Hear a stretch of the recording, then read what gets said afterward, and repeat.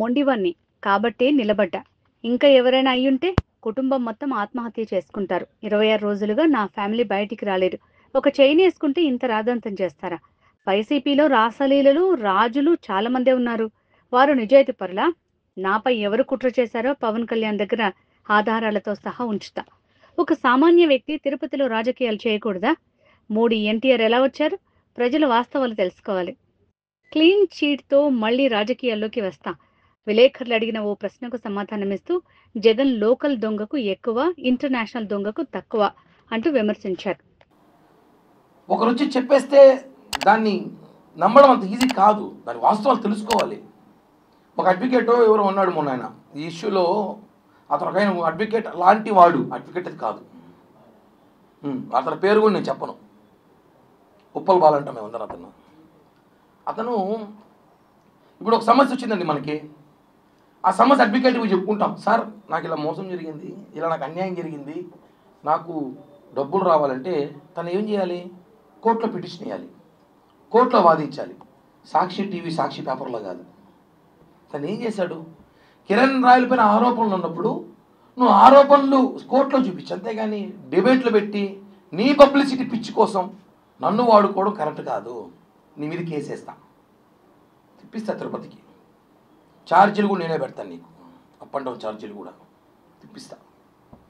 సాక్షి మీద కూడా కేసు వేస్తున్నా, చెప్పాను, ఆల్రెడీ చేశాను. ఒకటండి, ఒకరు వచ్చి మాట్లాడేస్తే మహిళ మాట్లాడేసింది అంతే, నమ్మేస్తారు జనం అంతే.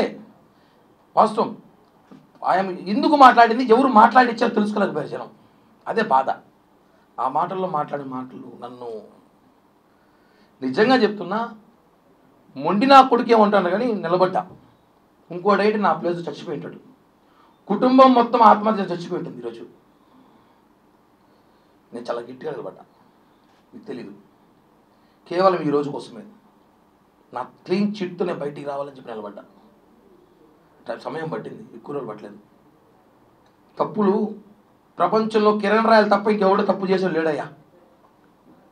నా గురించే దేశమంతా మాట్లాడుకుంది. కరెక్ట్ కాదండి. వాస్తవాలు తెలుసుకోండి, ఏం జరుగుతూ ఉందో ఏంటో. ఆవేశంలో ఆవిడ కూడా నా మీద చాలా మాట్లాడింది, నేను కూడా చాలా మాట్లాడా. అవన్నీ ఒక స్టాండర్డ్ కూర్చొని పోతా ఉంటాయి. కోపంలో రకరకాల మాట్లాడుతుంటారు, అవన్నీ కామన్. అవి ఆర్థిక లావాదేవీలు గతం నుంచి ఎన్నోదో చెప్పా, దాని మీద రాజకీయం చేయొద్దనేసి. బాధాకరం వేస్తుందన్న. కంట్రోల్లో ఉన్నాను, లేకపోతే చెరువు అయిపోయేది కన్నీళ్ళతో. చాలా కంట్రోల్గా ఉన్నా, చాలా కంట్రోల్గా ఉన్నా. మా నాయకుడే మా ఇన్స్పిరేషన్. తప్పు జరిగి దాన్ని ఆన్సర్ వచ్చేలోపు నానా బీభత్సం చేసి 25 రోజులు 26 రోజులు అయింది నా ఇంట్లో సభ్యులు బయటకు వచ్చి. నిన్నటి దాకా కూడా బయటికి రాలా. అంటే తప్పు గురించి కాదు కానీ ప్యాంట్లు చూపించిన వాళ్ళు బాగుంటారు, భార్యలను వదిలేసి 2-3 అమ్మాయిలతో తిరిగేవాడు బాగున్నాడు, గంట అరగంట సొక్కాయలు ఇప్పేసినప్పుడు బాగున్నాడు. అసలు వీడియో ఒరిజినల్లా కాదా అనేసి ఆ అమ్మాయి చెప్తా ఉంది. ఆ వీడియోలో ఏముందో లేదు మీరు చూసారు, ఏం చేయాలి మాట్లాడడం అంటే అర్థం చేసుకోండి. కిరణ్ రాయల కుటుంబాన్ని నాశనం చేయాలని ప్రయత్నం చేశారని చెప్తున్నాను కదా. నేను దీనికన్నా ఎమోషనల్ కాలేను, నాకు ఎమోషన్ తెలియదు బేసిక్గా. చాలా నాశనం చేయాలి, కిరణ్ రాయల కుటుంబాన్ని నాశనం చేయాలి అన్న ఒక ప్రయత్నం దాంట్లో చేసిన భాగమే కాదు చెప్తున్నాను. నేను నా కుటుంబం కాబట్టి నిలబెట్టాం, లేకపోతే ఈ పాటికి మీకు తెలియదు. మీరందరూ కిరణ్ రాయల ఈ మధ్య ఈ ప్రెస్ మీట్లో దాన్ని ఈ 10 రోజుల్లో చూస్తారు. ఈ 10 రోజుల్లో మేము ఎంత మానసికంగా నలిగిపోయామో మాకు మాత్రమే తెలుసు. నిన్నటి రాత్రి వరకు కూడా సరిగ్గా నిద్రపోని రాత్రులు గడిపాం మేము. అంటే అన్న, అప్పు వేరు, మర్డర్ వేరు, జైలుకి వేరు. ఆరోపణలు చాలా కష్టం, నిందలు భరించలేము. తిరుపతి తొట్టుంది, ఎక్కడ చూసినా నా గురించి డిస్కషన్ అంట. ఎవడు ఫోన్ చేసిన వేరే సమస్యలు లేవు పాపం. ఎవడు అప్పులు చేసుకోడు, ఎవడు అందరూ చాలా చాలా పద్ధతిగా బాగా పద్ధతిగా బతుకుతున్నారు అందరూ.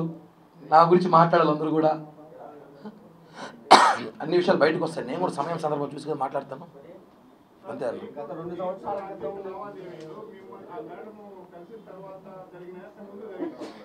ఏదన్నా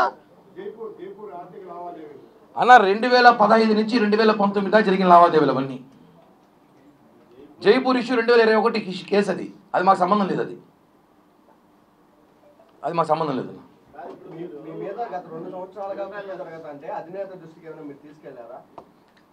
అందరికీ తెలుసు ఆ విషయం, అది తెలుసు.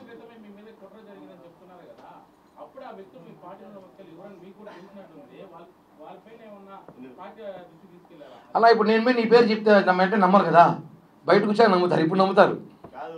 మీరు బెదిరించారు ఆమెను, నా దగ్గర నీ న్యూడ్ ఫోటోలు ఉన్నాయని బెదిరించారని, అందువల్ల ఆమె రాజీకి వచ్చిందని ఒక వర్గం బయట ప్రచారం చేస్తున్నారు. ఆమె చెప్పాలి ఆ మాట, చెప్తే బాగుండు. వాళ్ళు ఎవరో చెప్పేది ఎందుకు? వాళ్ళు ఎవరో చూసారా? ఆ వర్గంలో ఎవరే కాదు, సాక్షిలో ఒక ఇద్దరు మాట్లాడిస్తామంట అమ్మాయితో. నిన్న కూడా వాళ్ళ తమ్ముడు ఎవరో ఫోన్ చేసి మా తమ్ముడు చెప్పినాడంట ఈ మాట చెప్పని చెప్పినారనేసి. ఒకవేళ ఉంటే ఇండోలో అయితే నేను పెట్టినాం, ఒకవేళ ఉంటే మాత్రం ఇది మాత్రం వస్తాం చెప్తాను ఓపెన్గా. ఉంటే బాధితులు చెప్పాలి కానీ వాళ్ళు కూడా చెప్పేదట. ఏ టెక్నాలజీ రోజుల్లో కూడా ఏమున్నాయన్న పాలిటిక్స్ ఏమి లేవు. తాజా జగన్ మామ ఏదో అన్నాడు, దాని మీద కామెంట్ చేయాల్సిన అవసరం ఉంది. ఎందుకంటే ఆయన జగన్ నిన్న ఆయన మాట్లాడుతూ చూసా కామెంటు, ఆయన లోకల్ ఖైదీకి ఎక్కువ, ఇంటర్నేషనల్ ఖైదీ తక్కువ, మధ్యలో ఉన్న ఖైదీ. ఆయనకు ఒకటే చెప్తున్నా, చెస్ ఉంటుంది కదా చదరంగం గేము, స్టార్టింగే రాజు చిక్కు పెట్టేవాడు, ఎలుకలు ఏనుగులు సిప్పాయిలంతా పక్కకి తట్టి మళ్ళీ రాజు దగ్గరికి వెళ్తాం. ఇప్పుడు అందరూ ఆ పనిలో ఉన్నాం మేము, నీ దగ్గరికి వస్తాం, నీకు పెడతాం ఖచ్చితంగా. థ్యాంక్ యూ అన్న. జై హింద్.